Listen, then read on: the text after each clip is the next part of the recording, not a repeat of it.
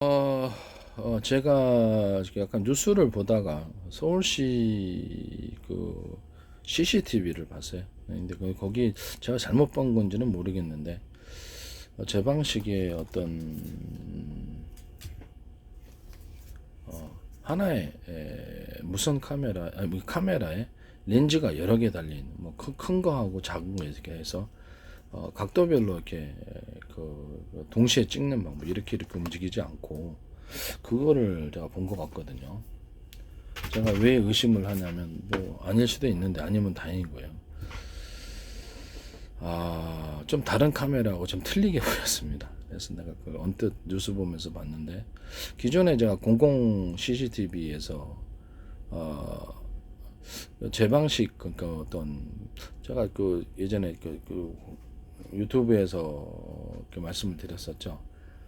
아니 모니터가 몇 개인데 많잖아요 모니터가. 근데 그 사람이 그 한 사람이서 어떻게 그걸 다 지켜보냐고. 특정 상황, 뭐 싸움 난다든지 이런 특정 상황들 있잖아요. 사고 난다든지 그런 상황을 그것을 특정 지어가지고 그런 상황이 있을 때만 이거를 자동으로 경보음을 울려준다든지 빨간불이 들어온다든지 이렇게 해가지고 그것만 보면 된다고 제가 말씀을 드렸었죠. 그 다음에 하늘의 영공 감시망 청와대 그 드론에 의해서 뚫릴 때 그때 제가 하늘에 이렇게 그 무선이 아니죠, 망원 카메라 식으로 영상 감시 장비를 각도별로 이렇게 놓고 각 각도별로 그 구역을 담당해서 동시에 찍는 거죠. 방송국 카메라로 얘기를 하자면 1번 카메라, 2번 카메라, 10번 카메라에서 하나의 화면으로 통합하는 방식이에요. 그래서 그걸 그렇게 하고 가로 세로로 해야 되겠죠. 그러니까 이렇게 하고 이렇게 해서 움직일 수도 있는데 그렇게 하셔도 되죠. 이게 제 방식대로 움직이지 않고 가로 세로로 이렇게 360도 그렇게 하셔도 돼요. 그래서 동시에 하늘을 완전히 커버를 하는 거죠. 가로 세로 360도씩 해가지고 그래가지고 움직이지 않고 항상 찍으면서 화면에 어떤 뭐 수상한 비행물체가 나타나다 일상적인 상황이 아닌 그런 상황에서 비상 경보와 더불어서 빨간불이 들어와서 그걸 격추하고 뭐 그런 식으로 하는 거예요. 그것도 아마 하셨을 것 같아요. 제가 보기에는 제 페이스북에 국정원 광고가 계속 올라오고 있습니다. 국정원, 그다음에 카이스트, 그다음에 하나 방산 시스템, 하나 방산 그룹이죠. 오랫동안 뭐 천궁 같은 거 이렇게 계속해서 광고를 내셨고요.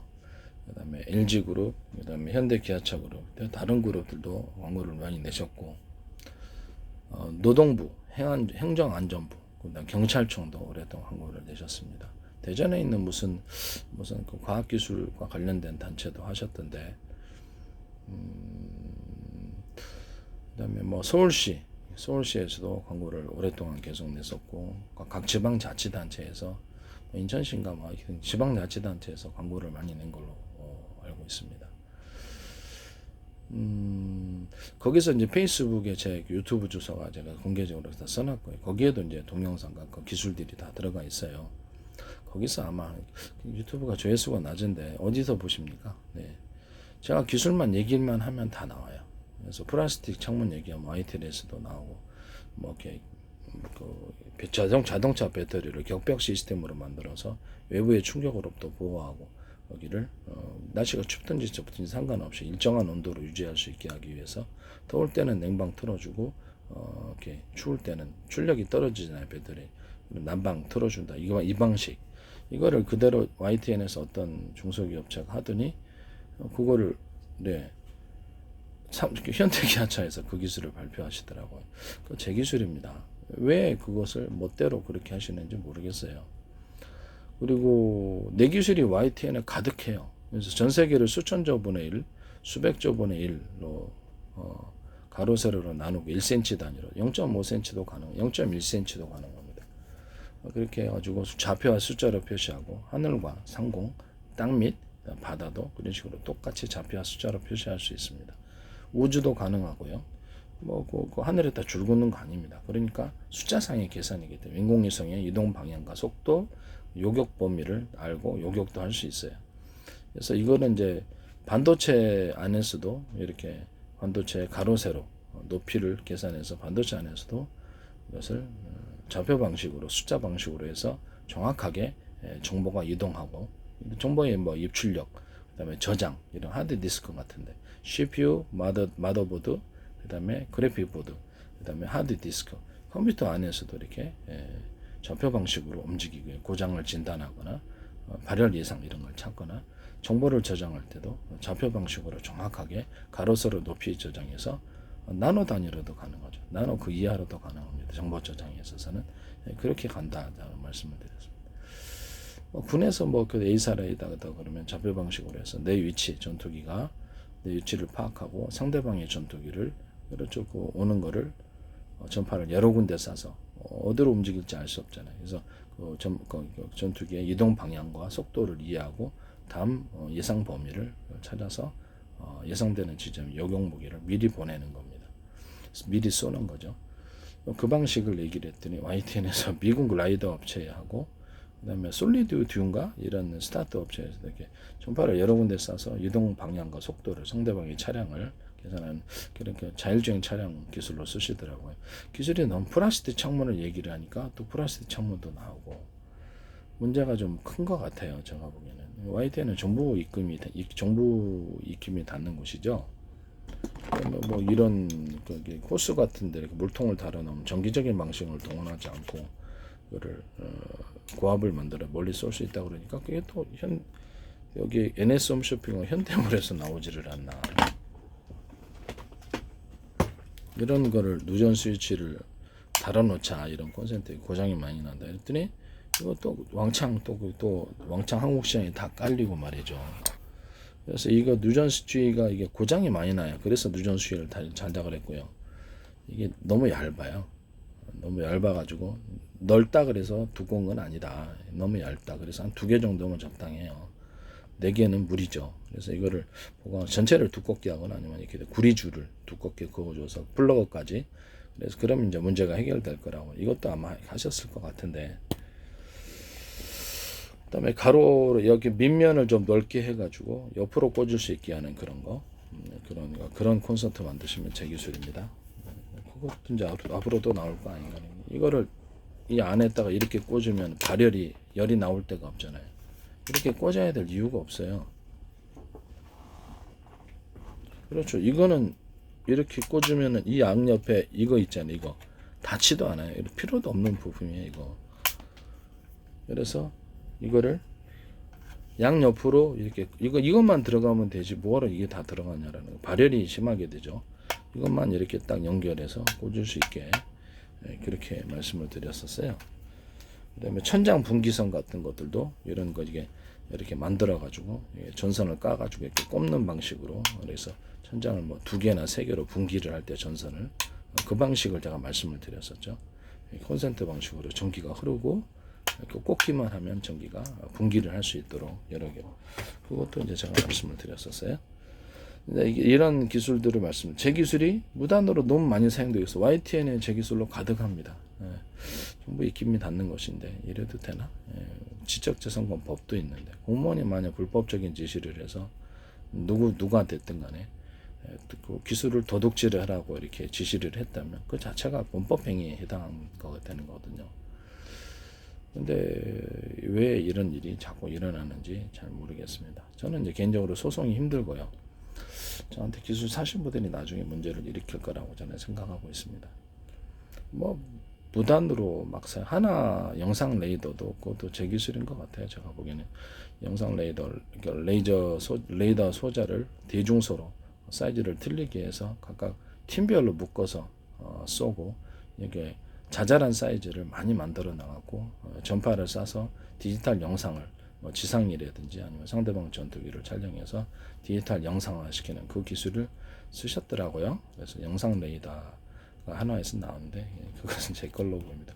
레이더 소자가 그전에는 크기가 다 똑같았거든요. 그래서 크기가 똑같은 걸 할 필요가 없이 그리고 이제 레이저 소자의 큰 거 사이즈에는 전력을 틀리게 강하게 주고요.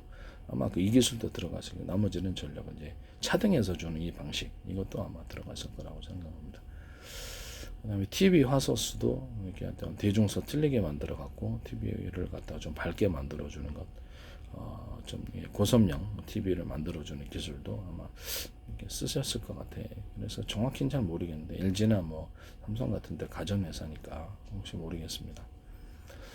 어쨌든 제가 지금 오늘 얘기하고자 하는 것은 이게 전 세계로 수백조 번의 1, 수천조 번의 1로 가로 세로 쪼개서 좌표와 숫자로 표시를 하고요. 그래서 무선 이런 CCTV에서도 가로 세로로 이런 좌표 방식이 들어가 있으니까 프로그램으로 딱 찍으면 이제 특정 사람에 대해서 키 옆으로 면적 몸무게 그래서 몸무게까지 측정할 수 있습니다. 이해가 가시죠? 이런 좌표 방식은 굉장히 정확 그 사람의 얼굴 특징까지도 정확히 분석할 수 있습니다.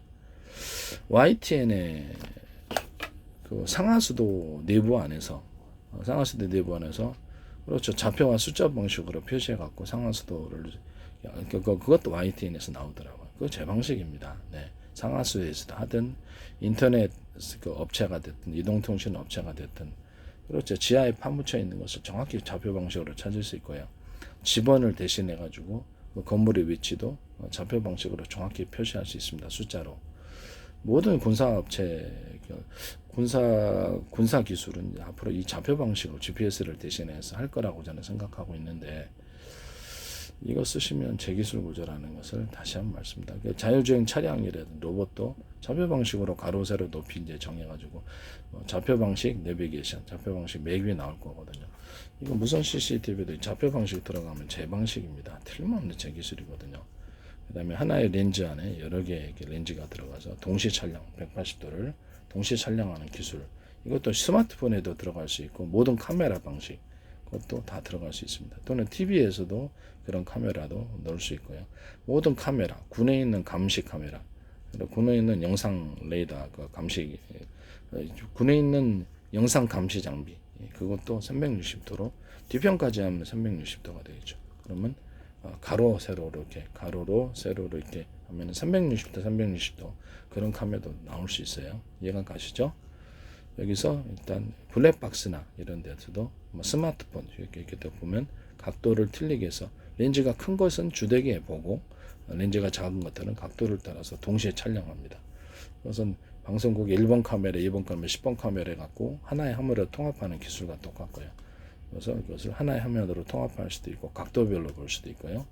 이거 굉장히 비싼 기술이고 전 세계로부터 이거 만약에 돈을 받는다면 전 세계 대기업들 엄청 큰 금액을 받을 수 있는 그런 건데 무슨 무단으로 그렇게 플라스틱 창문 같은 것도 제가 그렇죠. 엄청 큰 금액이에요, 그것도. 근데 그걸 무단으로 YTN에서 또 보도를 하시고